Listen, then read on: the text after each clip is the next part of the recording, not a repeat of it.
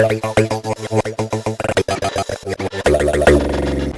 PC Gamers, and welcome back to the PC Gamer Chat Log. I am Lauren Morton, and as usual, I'm here with Molly Taylor. Hey everyone, hey!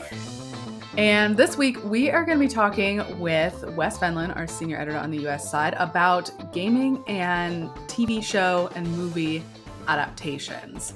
Formerly, years ago, had a reputation for just being awful. Always awful. I mean, every fighting game adaptation ever from like the 90s and aughts is awful, right? That's just like the rule.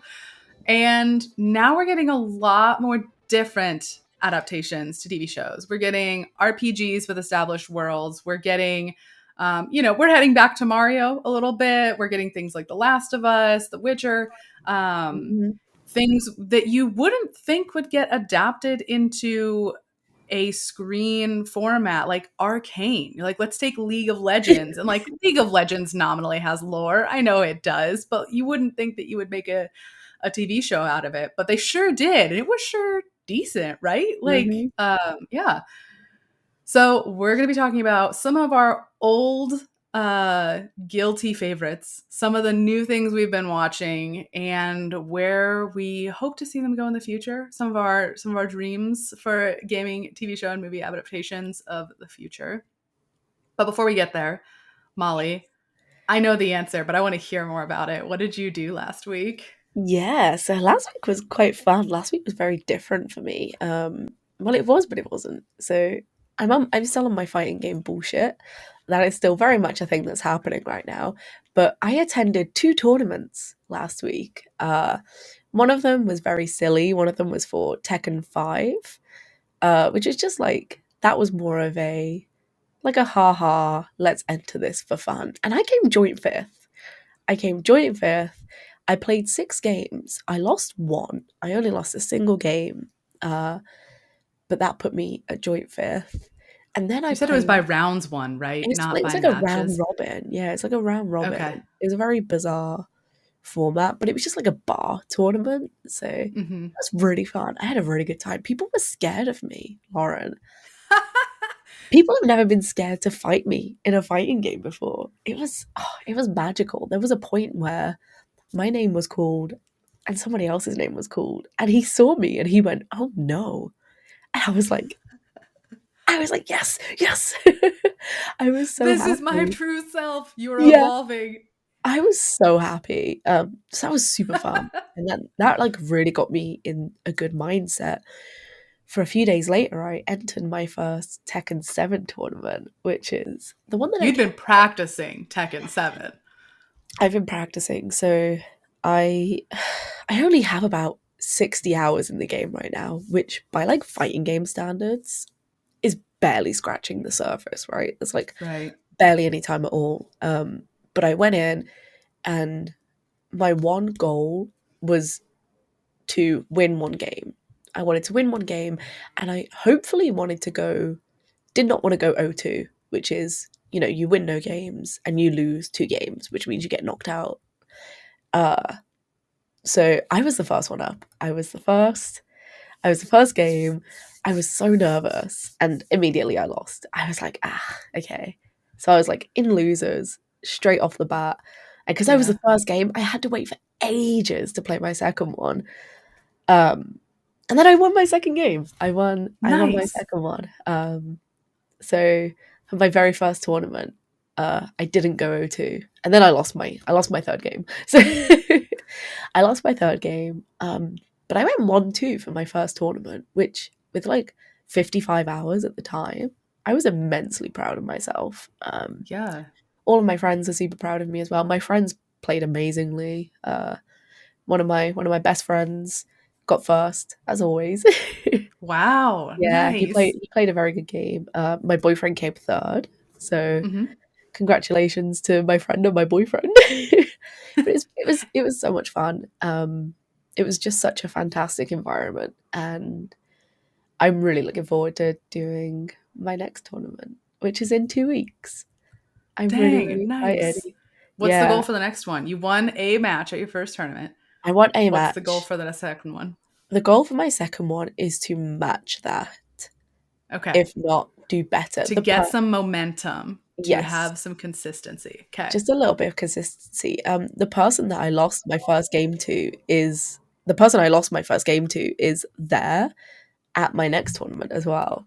So I kind of want the rematch, right? I kind Yeah. of want the rematch to see if I can secure the win this time. But we'll see. Molly, So are I'm you gonna super have a excited. nemesis? You gonna have a character arc and a nemesis in your Yes, fighting game arc? absolutely. Absolutely. He Love to is see now it. officially my nemesis. I forget their name. Yardizard. I'm coming for you. That is my goal. So yeah, I had such a fun time. I had That's genuinely awesome. just a lovely, lovely, lovely time. Something about playing games offline, like with other people around you, that Hmm. you just don't get that much anymore, and it's always so much fun. It's so good. Yeah. How about you, Lauren? What did you get up to? I played games very online. I have my group of there's four of us that play. Like anytime I'm playing a crafting survival game, it's usually the same four of us together. And I told you, I think last week we talked about that I had started playing Roots of Pacha, Yes. the Stone Age Stardew Valley like life farming sim game, and it has co-op. So the four of us all played together and had a really nice time. We uh, in those kind of games when they have co-op, it's so you start blowing through progress pretty fast. But I don't. We still never like ran into a loose end or like needed things to do. I mean, we were constantly busy like researching new technology, gathering resources, like catching fish to feed ourselves because we were running out of stamina. One of my poor friends wound up in charge of the farm. Like I was in charge of the animals. I was catching animals and taking care of them. Another friend was doing a lot of fishing. Hmm. And one friend had wound up in charge of the farm. And he was like, we need one of every seed planted. He built a very large field of Oh my crops. I mean, god. every kind of crop we could find in like the spring and the summer, he had out there, and he would just spend every morning, every single day of this game, watering all of the Lauren. crops, running Oh out of no. stamina, and then being like, "Well, I guess I'll scroll on my phone until it's nighttime." Like we'll make you food. You can have more energy. But yeah, we came real close to burning him out on Roots of Pacha, Oh but no. it was a good time. I've been enjoying it. We're still trying to unlock irrigation. We need irrigation for him Hmm. really badly to save him. I've been making friends with the townspeople.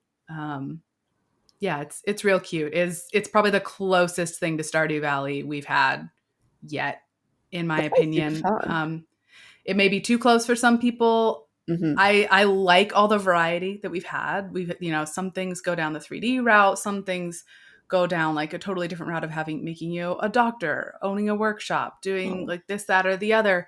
And this one is very much like, no, this is Stardew plus some extras in the yeah. Stone Age. But I've really enjoyed it, and I think we're supposed to have a review on the site. It should be on the site by the time anybody sees this. I expect I'm not the one doing it, so I too am. I will know the score by the time people are hearing us. But yeah, that was pretty much my entire weekend. We played a lot of Pacha over the weekend. It's a good It was weekend. yeah. So now, Molly, you and I are going to bring in Wes to get Yeah. chatting about movie, TV, some of the stinkers of the old days, and some of our hopes for some things that are yet to come. Hell yeah. Okay, Wes, so you're here to talk with us about TV and movie adaptations from video games that have gotten so much more popular lately.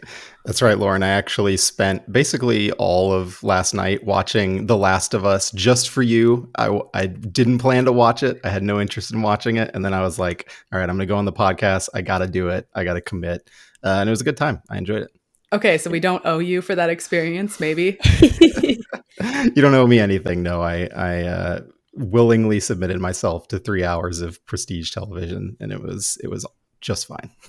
Nice. Okay, so you're the one of us who has watched The Last of Us. Molly and I have not yet. What regale us with which other things, not the historical ones yet. We're gonna get to that. The more recent-ish things that you've watched adaptation-wise. Okay, so yeah, we're kind of here, right, to talk about, adaptations from the last like 5 years, not all of our wonderful favorites from the 90s when Hollywood was just obsessed with making movies out of video games that had no plot whatsoever.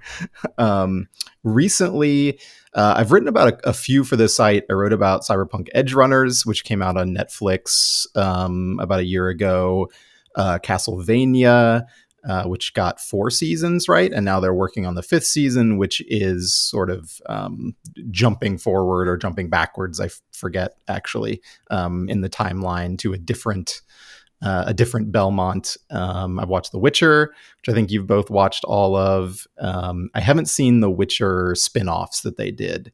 I've only seen the core show, and God, there's more.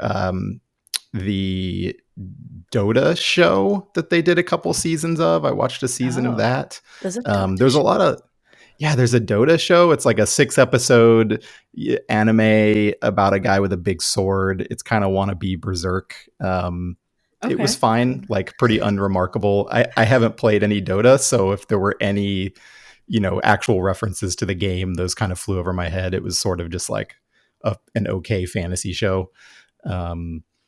What other recent adaptations are there? I think you have each seen a few that I haven't. The Sonic and Mario movies. Have you either of you watched those?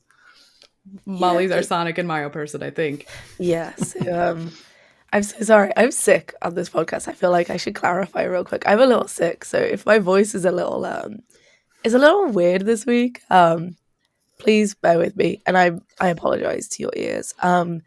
Yes, I'm more of a movie person when it comes to the video game adaptations. I thought the Sonic movies were great. I love the Sonic movies. I really enjoyed the Mario movie. A lot of those like older, really bad adaptations as well, right? I really liked those. And then Molly, was Knuckles in fact hot in the Sonic movie? Knuckles that was implied by the trailers. Knuckles is always hot. Okay. Yeah, Knuckles was always hot. And Molly, be careful. Don't play with fire and the Sonic fandom. You are in danger. Idris Elba just elevated that character to new heights of hotness, right? That's all it was. But yeah, no, I've always been more on the movie side. I have a really bad attention span. So, like, sitting down for several episodes of television, I can't do it. But I did watch Dad of Light, which was it was like an adaptation of a blog series about Final Fantasy 14. That was a weird one. And then does that Final Fantasy 15 movie count? The one it exists, I guess. By that virtue of that, it counts. It was the one that Square Enix said you had to watch for the game to make sense. And I also watched that. That wasn't very good. Do you have regrets about that? I do. Was it animated? It was 3D, if I remember correctly. Okay. So, but not live action. No. In the Advent Children vein, right? Of their fancy CG. And Aaron Paul was in it for some reason. Wes, you've reminded me that I actually have watched all of the Witcher ones. I didn't really mean to. It just sort of happened. I've watched the Witcher show that has Henry Cavill in it until it won't later have Henry Cavill in it. Right. I watched the one about young Vesemir, the animated one. And I watched and half paid attention to Blood Origin, the one that's about I think the first Witcher. I don't know. That one was interesting. Going back that far in time, sort of, I was you're really gonna have to make a case for me to care. You're kind of starting from the ground, universe wise, and my interest level. So yeah, it's a real shame to put Michelle Yeoh in something and then not give it the script or or budget or whatever love that it deserves, and wasting her Yeah. talents. So that one was all right. And then I've seen Castlevania, or like 3 seasons of Castlevania, I think, and the Dragon Age animated show. I guess I've watched like sort of half animated things and half live action things. I'm not a big moviegoer. I'm like the opposite of Molly. I never wind up at the theater Oh. or like watching movies. I usually wind up watching the TV shows with my partner, who just like eats through TV shows, and I happen to be there sometimes. So You're like, if I can't binge it, it's dead to me. yeah, pretty much. So of the things that we've seen, do we have, I guess, personal favorites along like your own axis of like what actually makes a good adaptation? Are we still sticking to, sort of the last, I don't know, 10 years max of these adaptations, the modern era? Wes, you get to choose when you dive into the 90s back catalog. If you want to do that right now, you can do it. That'll just be me and Molly talking about our problematic fighting faves game from moves. from the 90s. Yeah. Yeah. Yeah, I'll stick it to the keep with the recent ones. I don't think anything beats Castlevania for me. And Lauren, this might be your answer as well, unless you're just overriding love for Dragon Age carried that one through. But I know you weren't a huge fan of that show. No. But yeah, the Castlevania series, I think, like I was thinking about this a lot watching The Last of Us last night, which is a really well put together show. But like I've played it, I played the game. It is very much true to the game. The moments where it deviates from the game story to like tell Frank and Bill's story, which is, most of an episode where they kind of go, off script from the game, is really well done. Adds a lot of just kind of human depth, I think, to that world outside of, the two characters that you spend almost the whole game with. But it's still very much just in theme with what I got from playing The Last of Us. The Castlevania series, on the other hand, feels like it realized a potential that Castlevania had for decades without anyone really tapping into it. Certainly without Konami tapping into it. Castlevania started as this funny pastiche of like Universal monster movie tropes, right? And then it developed into this really cool, like gothic anime, amazing art by Ayami Kojima, I think is the artist's name, who did like the cover art for Symphony of the Night and stuff. And I don't know, when I watch that show, it feels like that cover art being interpreted not just into animation, but actually into storytelling, right? Like you get these just like wrought, dramatic, philosophical, storytelling beats in that show that really, I think no one saw coming. Even knowing the writer behind it, is like, has kind of a flair, right? The first season doesn't really reveal what that show is going to become, right? The first season, they were like figuring out, okay, how do we make a Castlevania show? And then from there, man, did that show get good. Yeah, it all of a sudden, like the tone in the second season is where it changes just like drastically. And that may be my favorite recent one. Like sort of as objective as you can be quality wise. I just think that one is fantastic. There's a difference between a thing you enjoyed and a thing that you recognize as being good, because a lot of things, sometimes you can really enjoy a thing and be like, was it like artfully or excellently done? Maybe not, but I had a great time. I think Castlevania is artfully, excellently done, because it's just beautiful. I mean, you can't beat camp vampire daddy. Like it was a fun show, great voice work, great writing.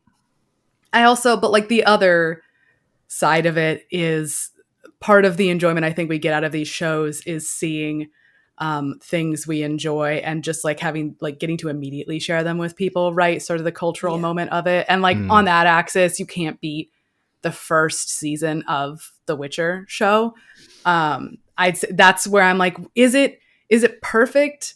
No, and there are many people who are better versed even than me in Witcher lore who will explain why it is not perfect, and that's fine.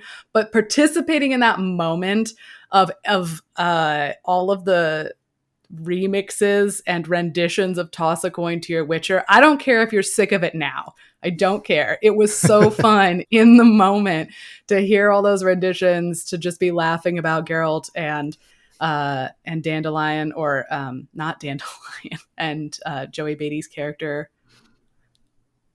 Oh my gosh, why am I blanking on his name? His name's not Dandelion.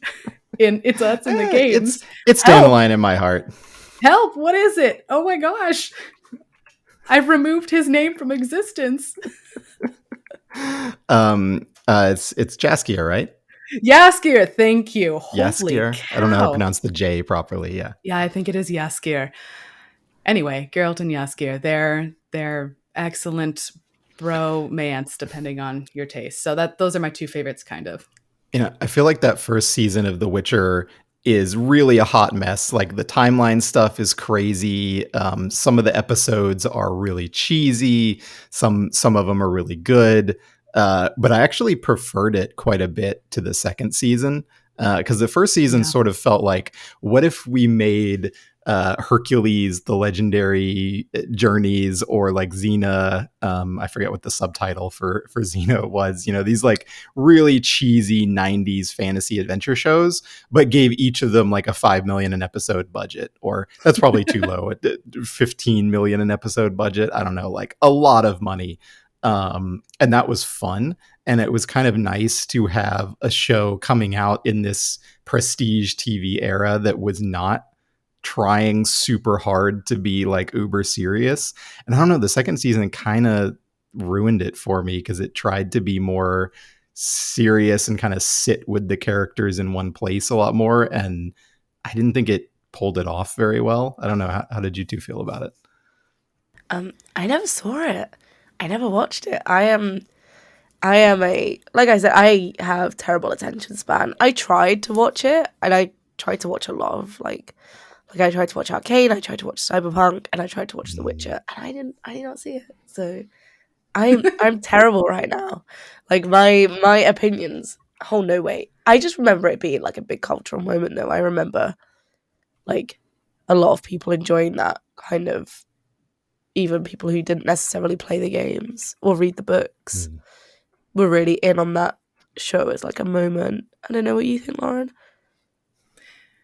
Yeah, I think the same. And yeah, I don't think I loved the second season as much as the first one. And I can't decide if that has to do with sort of the novelty of it wearing off, or what the plot did. It's been a minute since I've watched either of the seasons, so I'm probably forgetting details. But yeah, definitely the first season had a certain bang to it, and sort of being unexpected, I think, too, added to the flavor of like, oh my gosh, it's actually kind of good and fun. Like, yeah.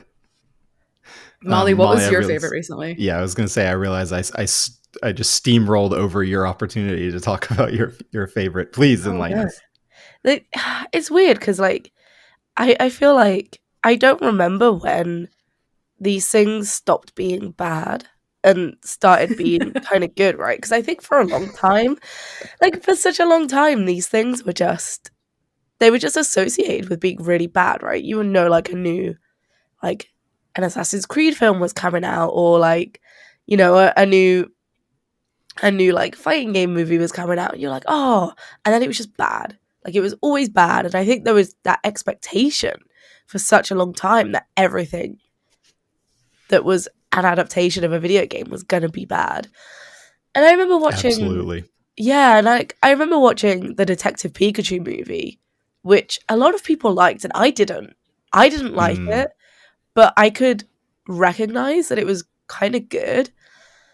And I was like, okay, I was like, maybe these things are worth seeing now. And then I saw the Sonic movie, and I was like, oh, I was like, these things are like okay now. Like they're actually kind of good.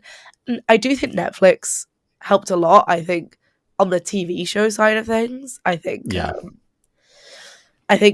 the TV shows got better before the movies did. But the Sonic movie was definitely the first time where I was like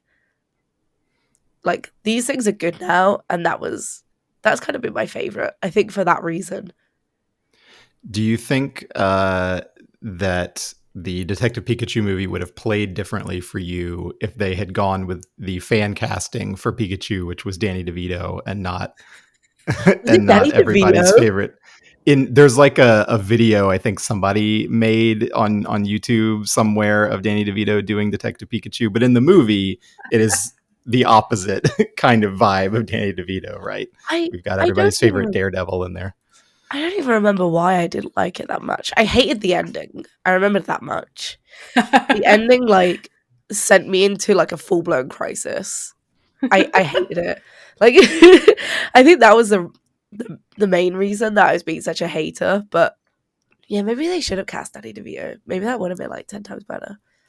I feel like it needed the grizzled thing, right? And I said Daredevil, I meant Deadpool. Like Ryan Reynolds is perfectly inoffensive, but I don't know. He's not grizzled Detective Pikachu to me. Yeah, he's.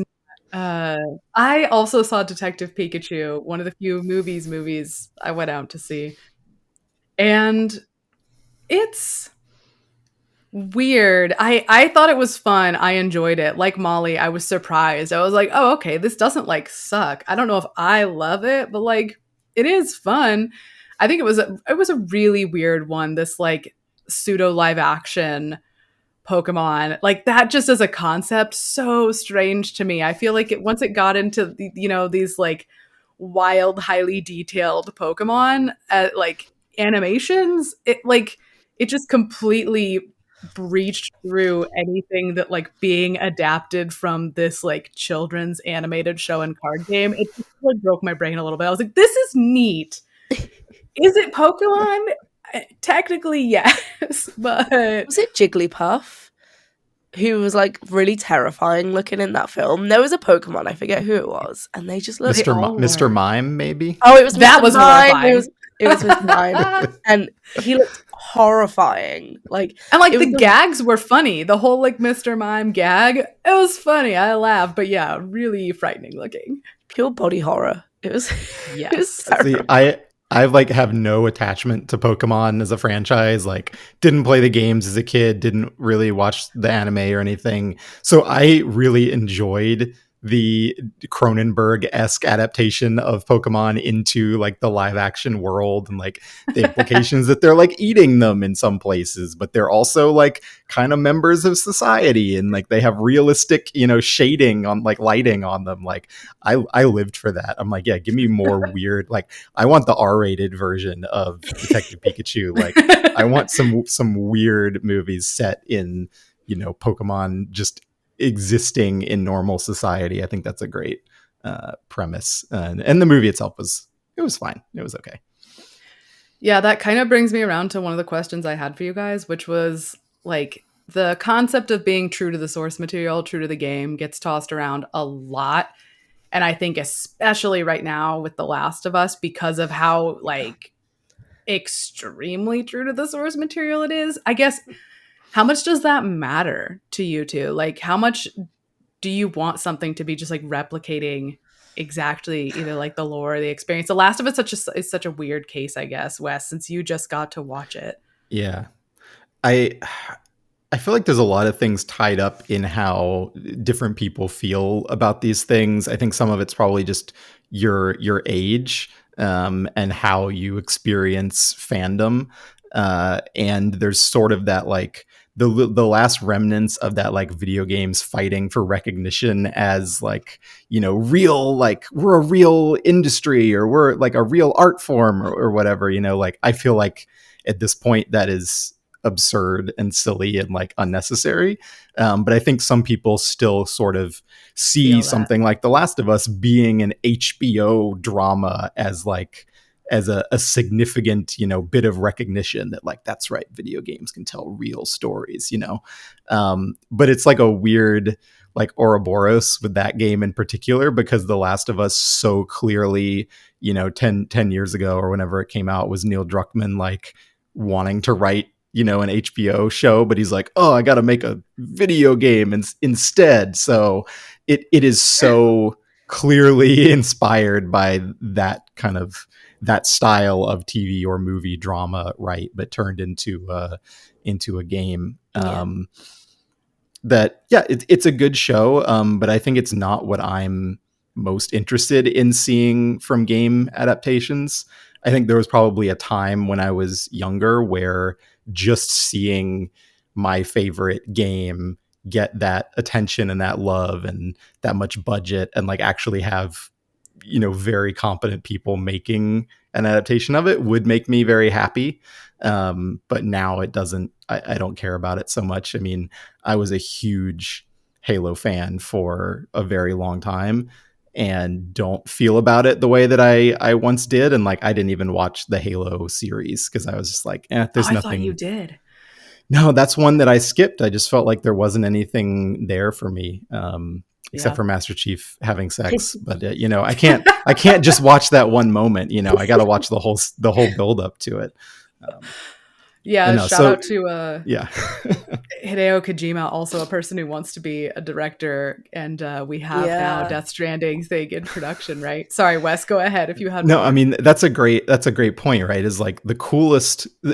No matter how much Kojima worships Hollywood and movies and like wants to be in that world, his games at least do something truly unique with the medium in Mhm. almost all cases, or like they have some weird thing to say or some actually insightful thing to say or use mechanics in some really interesting way that if a Metal Gear movie ever gets made, I mean, I'm sure it's going to happen eventually, or show, like you say, there's supposedly a Death Stranding thing coming. Like, I can't see those being Fun. either interesting or good adaptations. Maybe they'll really surprise me, but I just don't see it. So I kind of didn't really directly answer your question, but so I think, long story short, the thing that really interests me is when you're doing something like Castlevania, where there's a kernel of possibility in that game that has never been realized in a way that suits either movies or television as a format of storytelling, and having a show or a movie build on that lore or give you more character stuff that you didn't get in a game that was kind of light on characters, or just the way you can visualize that setting in live action or in really good animation that you didn't get in a side scrolling game, for example. The stuff that kind of fills your imagination in, right, that you're like, Yeah. oh, I always thought that there was this amazing possibility out there, but I never believed I would see it realized. Like, that's what really excites me. Yeah. You know, Molly, I what about agree. you? Yeah, no, I definitely agree. I think the whole concept of like staying true to, would you say staying true to the source is Yeah, like true to the game, true, the source material, that like, something like that. I don't know. I think it depends on the game that you're trying to adapt as well, right? Like how much could you do with something that's already very story driven and very rich in its narrative already, like The Last of Us? I'm I think games that are a little more open always work better for this reason, because I'm the same as Wes. I like to see sort of these universes that we've become so used to and that we really love being like recontextualized, I guess, in ways that we wouldn't Totally. have like played before, or ways that we might never get to see in a game. And so I don't necessarily love the idea of like sticking to the concept, like sticking to the source.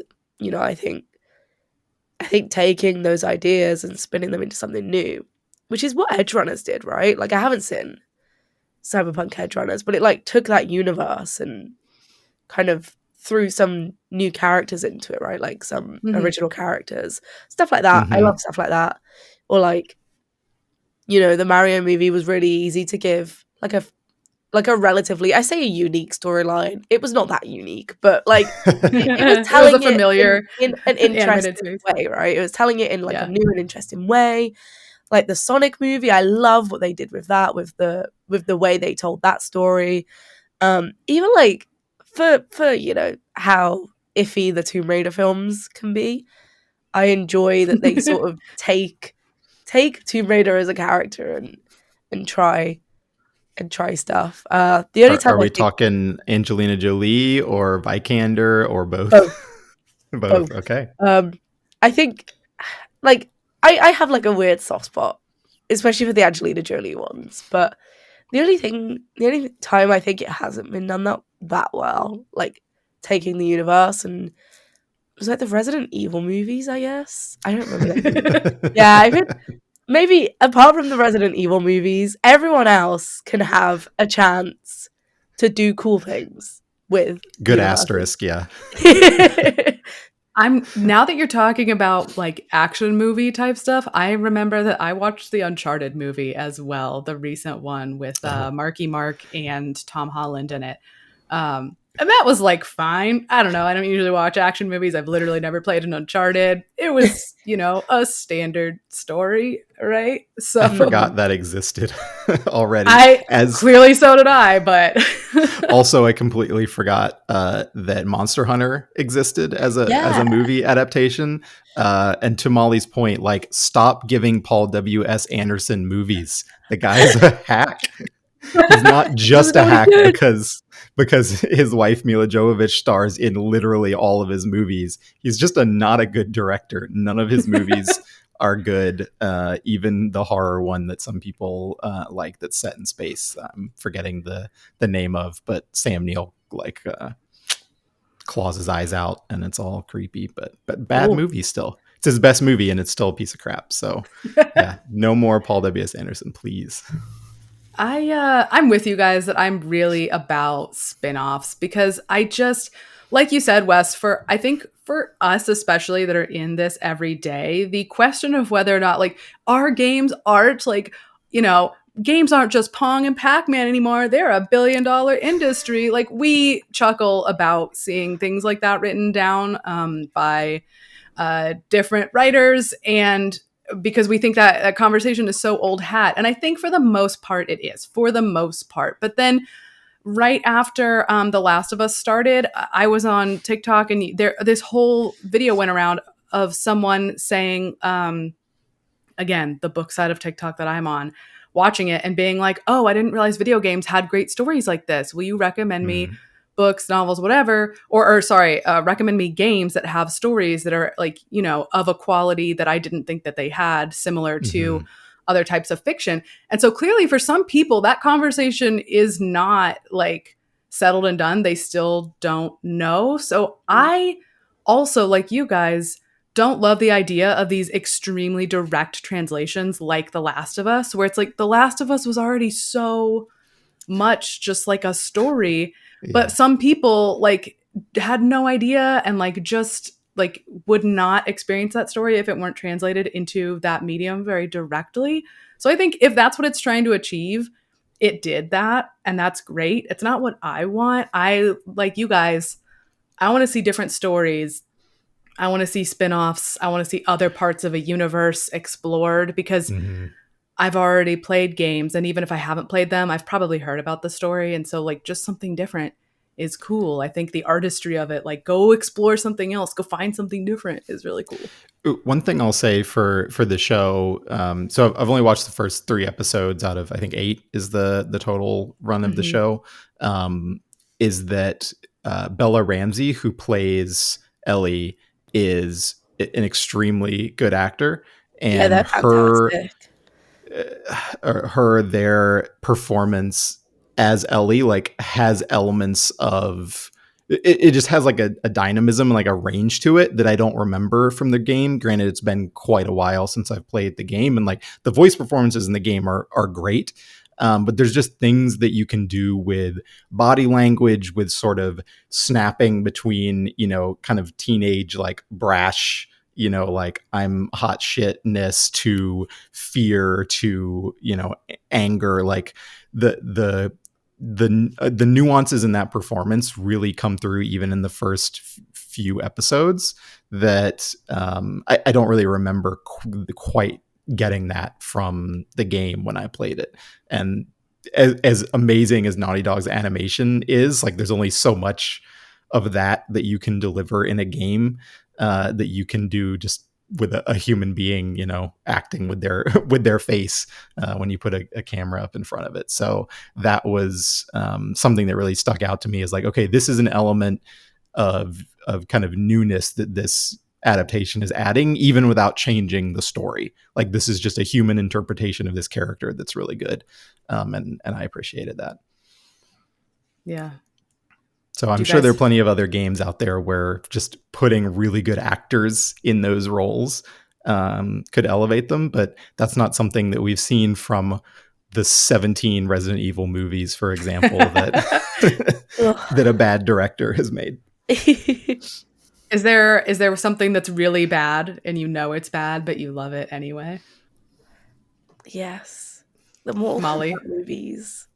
Mortal Kombat of the 90s. I do not remember them being particularly great. I was also quite young when I watched them, but I think I could recognize even then that they were not the best films. I don't know. I think I just have like a little soft spot for them, right? Because I feel like every terrible 90s video game movie was like fighting games for some reason. You had like the Street Fighter movie, and you had all these Mortal Kombat movies. And also Double Dragon. Oh yeah, you did. And like, I don't remember if I've spoken about this on this podcast before, but I had a really big crush on Johnny Cage when I was a kid. I don't know how I chose like the most like white bread, milk, tap water looking ass dude to like have as my first crush as a kid. But he dies in one of those movies. I don't know which one it is, but he straight up like eats dirt. He bites the dust. He dies, and I cried. And my dad would not stop teasing me about it. He like bullied me relentlessly for the rest of the film for crying over Johnny Cage dying, which honestly understandable. But yeah, I think those films, just from like a nostalgia standpoint, kind of, I probably watch them now and hate them, but I mean, arguably the Mortal Kombat movie having the song in which the guy says Mortal Kombat has added more to the culture than like any other video game adaptation. I mean, that's a classic right there. For me, though, it is the Super Mario Brothers movie, and apparently there's been sort of a I don't know. This is classic like internet discourse, right? Like, as soon as the new animated movie came out, there's been a wave of people going like, no, actually, the '90s Super Mario Brothers movie is better. It's definitely been a thing online that a lot of people are sick of. So unfortunately, I'm somewhat adding to that wave. I have not actually seen the new one, so not going to compare. But it was a movie. It is a movie that has evolved for me from a like so bad it's good, hate watch and laugh at kind of thing, to a movie that I actually really appreciate. And I can look past like, yeah, of course, like the acting and the script is like ridiculous and like it's super cheesy and it has so little to do with Mario as we play the games, right? Like the setting is ridiculous, but just as that movie is an insane thing to exist. Like, the story behind it is fascinating. Bob Hoskins is an incredibly good actor, just thrust into this role of Mario. Like, Dennis Hopper is one of the all-time great like villains, playing a really bad role in that movie, but just playing it to the dial crank to 11. It just has like so many interesting decisions that they made about how to adapt this like dystopian world where dinosaurs evolved into human-esque, people. I love it. I love watching it. It's super entertaining. When the moment that it turned for me was probably like the fifth time I had seen it, because I would just show it to friends and we would laugh at it. Watched it that many times? I've seen that movie easily half a dozen times, Molly. Oh my goodness. That's criminal. I've probably seen it half a dozen times as an adult. Yeah.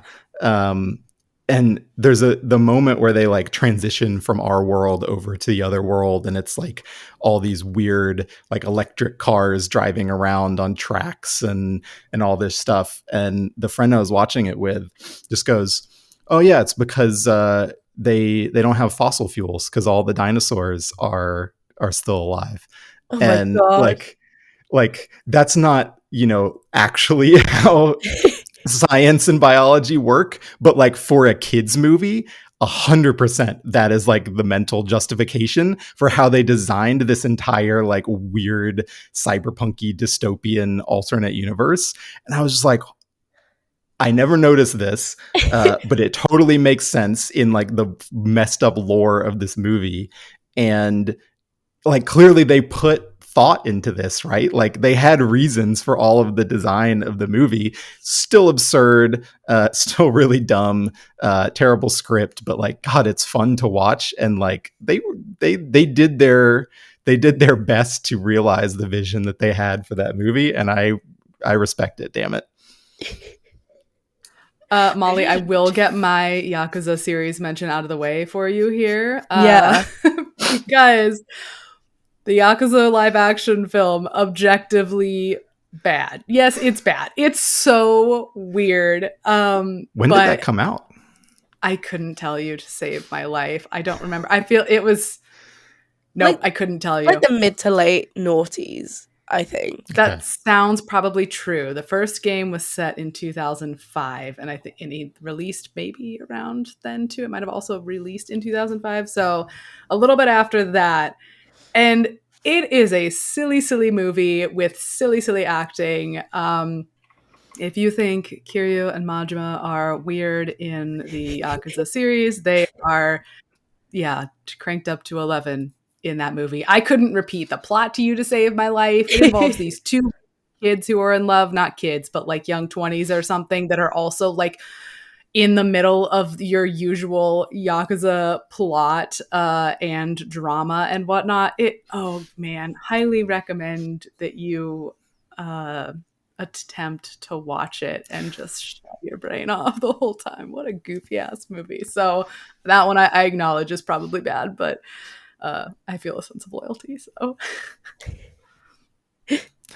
I have also seen one I will not defend is Street Fighter: The Legend of Chun-Li, Oh god. um, from the early 2000s. Truly one of the worst movies I've seen in my life, and I've seen a lot of bad movies. Like it is genuinely that foul. It is really bad. Why were they so bad back? Like, why was it specifically video game movies that were just so fucking dreadful? it's like they were always B movies, right? Like Like, they they were never Pretty so much. bad. I think it does come down to largely the people who were making them and the amount of money they had to make them. But I mean, the natural follow up to that question is like, why did they let those people make those movies then? And Yeah. for that, I could not tell you. It's so baffling to me. You think about these like late 90s, early noughties video game films, and they were all just so dreadful. Every single one was just dreadful, and it just bewilders me that these things were allowed to exist. I guess it was just cashing in, right? I guess it was just getting people to turn up to see like Ryu in real life and all that I terrible stuff. I saw the Uwe Boll's adaptation of Blood Rain in theaters opening Yeah. weekend. A friend and I were like, you know, it would be really funny if we went and saw Blood Rain because it's going to be so bad. And it was not funny. It was a miserable, Oh a no! miserable 87 minutes or however long they barely were able to cut together a movie. It was just absolute garbage movie. Even worse than Street Fighter: The Legend of Chun-Li, Oh probably. my No, god! I mean, I hate it when Uwe Boll stuff's not was funny bad. awful. It's just bad. So bad. Yeah. I don't think we maybe laughed a couple times, but yeah, it was dire. Street Fighter: Legend of Chun-Li, you can at least laugh through most of the movie because the performances are so like whoever was directing the performances in that movie was was not on the ball. They were just like, yeah, give me your worst take and we'll go with that. I'm now wondering, after we've talked about live action Pokemon, the modern one, I'm wondering what it would have been like. It would have never gotten greenlit. It would In have the never 90s. happened to have a live action Pokemon in the 90s. What Oh would they my even God. done with that? Because we were not at like post irony world of the 2000s yet. So it would have had to be like completely earnest and like awful. because like the Pokemon stuff we got was of course animated movies, and those were like quite good, very wonderful. Pokemon 2000 changed my brain chemistry as a child. Not Pokemon the movie, Pokemon 2000, the one where he plays the song and he summons all the freaking birds. It's been a long time since I've been deep in Pokemon, but now like live action Pokemon in the 90s, can you imagine? If they cast that movie in 1999, who would be the star? Ketchum? Who would be Ash Ketchum? Oh my gosh! How old was Elijah Wood back then? Elijah Wood? That's a possibility. I mean, he was probably like 18 or something. He could pass for a 10-year-old. Was this before or after he was busy playing a Hobbit? Like, I don't. It would be just remember. Just before. Yeah. Just before. Oh, okay. Yeah. All right. Oh man. I feel like it would be somebody. It would be like more of like a teen heartthrob. I don't know. Maybe not. I mean, Elijah Wood was popular not a heartthrob, then. Right? I've forgotten. No, not then. Certainly. Who was a teen sensation in the late 90s? Jonathan Taylor Thomas. Who? I don't remember who was. Does that name ring any bells for you, Lauren? He was the. It does, Mollie, but I can't. Mollie, you're probably it. a couple years too young. He was the hot son on Home Improvement with the long hair, longish hair. I'm too English. And I'm too young and spry. No. JTT was on all of the girls' like folders in school, like the Trapper Keepers in my, when I was in like 4th grade or something. Now you're making me think of like old TV shows and like sitcoms from the era. Ashton Kutcher was busy playing a teenager on that 70s show. Would he have been Ash Ketchum? I think he could have been. I could see a young Ashton Kutcher. Maybe that's just because the Ash. Playing the most earnest Ash Ketchum ever. Freddie Prinze Jr. is maybe a little too old, like 5 years maybe too old, but I could see that. Also, he's forever the voice of the Iron Bull to me now. That is a totally different character. Okay, James Van Der Beek. That's the last one I'm throwing out, and then we can move on. Dawson, right? Dawson. Yeah. Of the Creek. Yeah. That's who that is? Oh, yeah. Man. I only know who he is because of some TV show called, what was it? The Don't Bee? Trust the Bee. Don't Trust the Bee in Apartment 23. That was it. Yeah. I that was actually good. Yeah, I watched the shit out of that. I've like rewatched that as one of my go-tos. And he was in that like as himself, right? As like a caricature. Does he play himself? Yeah. Because I remember like there was an episode where like Busy Phillips, is that her name? Busy something. I don't know if that's how you pronounce it, but yeah, that is a famous actress from the early 2000s. She was in an episode because she was in Dawson's Creek as well, right? So I've never seen Dawson's Creek, but that was good. That's not a video game adaptation though. But I feel like I've taken us wildly off track here, Lauren. Set us right.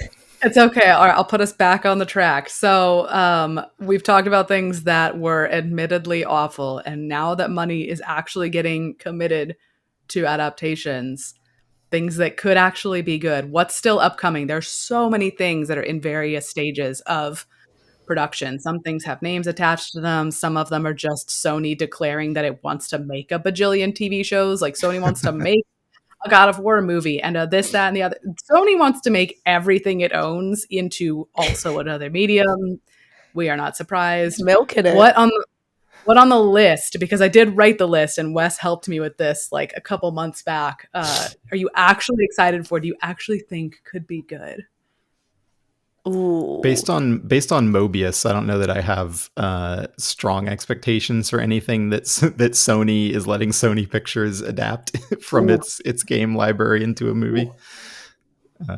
For me, it's probably just the second season of Arcane, which isn't a new thing coming. But I thought the first season was 2/3 fantastic, maybe 3/4 fantastic. I think it kind of fell apart at the end.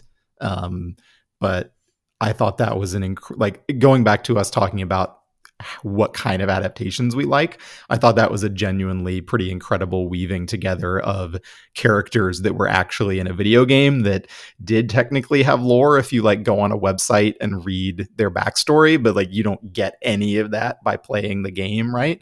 I thought they did an incredible job with bringing that world to life and those characters, and also just creating new characters for the show that if you were to guess which characters were original and which ones were from the game, I feel like it would be impossible. So I'm really interested to see where they go with the second season of that. But yeah, of the new stuff, will Fallout be good? That's my pick, I think. There's other things that are further out. Fallout's much closer because we've seen shots from the set. It's in production. I don't remember if it's finished filming or not. It's a TV show, right? Yeah, it's going to be a TV Yeah. show. And I just think Fallout, I mean, first of all, I'm just like a sucker for Bethesda stuff. But also, I think it fits pretty well into what I've said I want from an adaptation. Like, I want spin-offs. I want new stories. And Fallout already does that always. Like, every Fallout game, there's not direct sequels. Typically, I shouldn't speak in absolutes. But generally, mainline Fallout, not direct sequels. You go to a different vault, you get a different hero, different story in a different part of the country. That happens every time. So yeah, sure, do a TV show, do it again. Take us to a totally different vault. Tell us a totally different story. Like that's some corner of post-apocalypse America we haven't seen yet. So. If they did it as an anthology series, that could be really cool, actually. Yeah. If they didn't go, here's John Fallout, he's the hero of our like 6 seasons, right? Like a new story every season could be really cool. Yeah, I think that would be the best way to do that. As soon as you were saying about like that would be cool. About it being like an anthology, like I would be interested in that. I'm not the biggest Fallout fan in the world, but I would definitely watch something like that. Again, it's just taking that universe, right, and sort of doing something a little bit new while keeping it quite similar. I guess that's why I'm weirdly excited for the Borderlands movie. Like, I like Borderlands. I've played the first one and I've played the second one. I haven't played the third one. And I also played Tales from the Borderlands. And I think that alone proves that there is enough going on in the Borderlands universe to like justify giving it more mediums, right? And because I think the Borderlands universe is just, it's so like batshit crazy, right? It's so chaotic. It's so like the aesthetic of that universe is very interesting, and I think that will translate very well. Story-wise, I'm not too sure on that end of things, but I think you could make like a very fucked up, fun movie just by playing off like wild action scenes and like big sort of bombastic effects and stuff like that. So I'm kind of excited to see what they'll do. I really hope they don't mess it up, but I just have a feeling that it's gonna be one of those, right? Isn't Jack Black in that one too? Wait, really? I know Kevin Hart is in it. I don't know if Jack. Yeah, Black Kevin is Hart. Am I making that part up? Okay, you might have gotten your Jumanji stars mixed up, but you could also be right. I'm very torn on that one because, like, on the one hand, Cate Blanchett. On the other hand, you have Randy Pitchford like on the set the whole time, and that is like a big red flag for me. So yeah, I don't think that movie will be good, but I don't know. Maybe best case scenario, it ends up like the Dungeons and Dragons movie, which I just watched a couple weeks ago, and I thought was absolutely a pleasant surprise. I really, really enjoyed it, and they used the source material just enough. They used it as fun world setting and like, if we're making a heist movie, like how are the ways we can use magic in a heist that are like clever and, make for cool little set pieces. It's not a high stakes movie with like deep character moments. Like it is very much just a fun adventure romp with some heart to it. And they didn't screw it up, like it just has like a good funny script, and the acting is good, and it's just a good time to watch. That's like the best case for Borderlands, I think, is for it to Yeah, just kind of I think so too. knowingly be playing around in that setting. Yeah, I think. I am gonna go ahead, Molly. No, I was gonna say, I think it will not be a good story, but I think it might look real good. It might be fun to like watch visually. I just don't know if it'll be fun to watch narratively, right? Yeah. Jack Black is gonna be Claptrap. I didn't make it up. Fuck. Maybe that's not Which terrible. Okay, look, see, here's the thing. I think when that got announced, we were all like, oh no, this is going to be terrible. It's going to be so unbearable. But we just heard Jack Black and whatever dang song he sings about peaches. It keeps coming across my feed from the It's so Mario good. movie. And if you put Jack Black as Claptrap, that's just inviting more Jack Black singing. Yes. And I like Jack Black I love singing it. silly songs. I So love that man. maybe. He is fantastic. And you are taking like the worst part of Borderlands and putting like the best possible face on it, probably. Yeah. So like, I guess that's encouraging, actually. I think it could work. And I just love Jack Black. And he was genuinely so fantastic as Bowser. Like, it took me a second to realize that it was Jack Black. Like, he does a fantastic job, like, without being too Jack Black, if that makes sense. Like, Mhm. he's only overwhelmingly Jack Black when he's singing his little Peaches song. Apart from that, he is, like, and I love him anyway. I will forever love that man, but he is just genuinely fantastic in that film. So I'm maybe I so have excited higher hopes for now. another generation of kids discovering Tenacious D off of the Yes. back of the Bowser song. Yes. He really is a gem, man. I mean, yeah, it's good to see him back in rotation, like you're saying. Cause I mean, I don't know. I guess I grew up on like School of Rock, and like Me that's too, still yeah. his vibe. I That can't is wait to still who see Jack his Black is. Claptrap themed red carpet outfit too. That'll be fun. That'll be fun. Do we have any other deep cuts that we would like to mention as, childhood faves or adult faves from the 90s or otherwise? I've got a Ooh, couple I could throw out, maybe while you two are thinking. Go There's for it. a movie adaptation from the mid 90s of Fatal Fury, which is like the SNK oh yeah. fighting series that sort of led into King of Fighters, that is fantastic. I mean, like, set your expectations for a fighting game movie, right? Like, the story is kind of ridiculous, go save the world kind of thing. But the animator, and I'm forgetting the name of the director now, was kind of famous at the time for these really stylized, like kind of weird looking lanky character designs. And he got to do that with like a pretty good animation budget for the Fatal Fury movie. And like to this day, it looks fantastic and different than most like anime movies or shows that you would see. So that's one I would recommend people Oh track wow. down and watch. It's just, not a great story or anything, but just as a visualization of a fighting game, it's the kind of thing that I would like have absolutely lost my shit for in the 90s, is just going like, oh my God, like they did all of this, all of this stuff from these sprites on a screen, interpreting them into these super dynamic fight scenes, like really cool stuff. Oh, I should watch that. That sounds right up my alley. I guess like a negative deep cut that I have is that we've still yet to have a good Hitman movie. Those movies should be good. Totally. Like, by default, those movies should be good. You've got like a badass, bald assassin. You can do whatever the hell you want with him. Why are the movies? Is there two movies? There's two, yeah. Why are they both so bad? They're both so bad, and like they should just kick ass by default. And they're like hot garbage. I hate them. We're supposed to be getting a new one, so Fingers Really? crossed. Third, Yeah, I a forget third what try. I forget what phase of production that's in. It was announced in 2017, I guess, and I don't think we've Ooh, had that's a any while. like showrunner announced or anything. So who knows if that's actually gonna happen? Mm. But The first movie is the most tragic miscasting of Timothy Olyphant in a role. Like, I love Timothy Olyphant so much. He's funny. He's got the swagger. He's got the intensity. Mhm. You do not need to shave that dude's head.